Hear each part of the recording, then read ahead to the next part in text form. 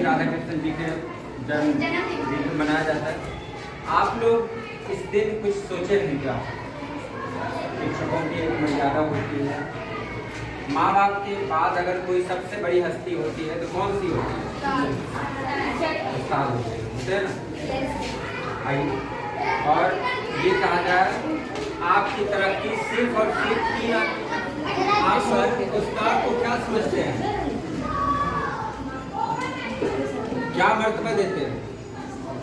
आप लोगों ने अल्लाह को जाना, भगवान को जाना, पहचान किसने करवाई? और अस्तु से पूछा गया कि सबसे बड़ा मर्तबा आपके नजदीक किसका है? बोला कि उस्ताद का।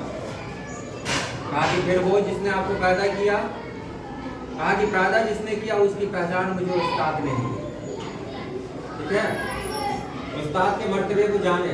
उस्ताद अगर आपको कोई सजा देते हैं तो सजा नहीं होती है, वो आपको सजाया जाता है, संवारा जाता है। पहले भी कहा गया जिस पेड़ को नहीं काटा जाए, नहीं संवारा जाए, नहीं पांगा जाए, आमतौर पे कहते हैं ना, वो पेड़ झाड़ी बन जाता है। अगर आपको सजा दी जा रही है इसका मतलब कि आपको बहुत ऊंचा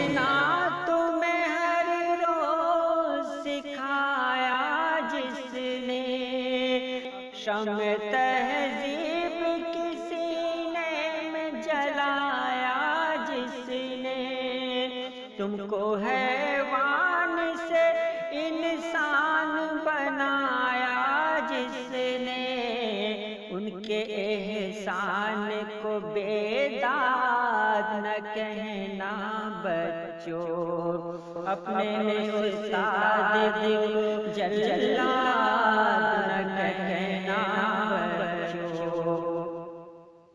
काम जिसका है शरीयत के उसूलों जैसा, जिसने समझा तुम्हें गुलजार के फूलों जैसा, जिसने बनने न दिया तुमको बबूलों जैसा, बाग़बां है उसे सैयाद न कहना बच्चों, अपने उस्ताद को जल्लाद न कहना बच्चों।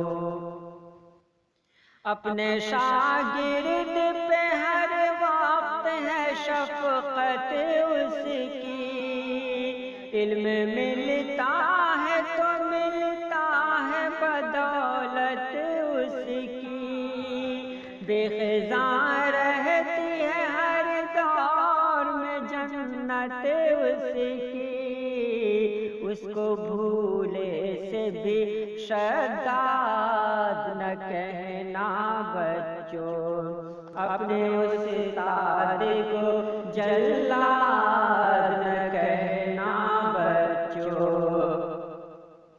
इल्म का दर्स जो दे उनको गनीमत समझो, जब वो तंबीह करे उसको मोहब्बत समझो, जो सजा तुमको वो दे उनकी इनायत समझो, फूल की डाली को फौलाद न कहना बच्चों, अपने उस्ताद को जल्लाद न कहना बच्चों, اپنے استاد کو جلانا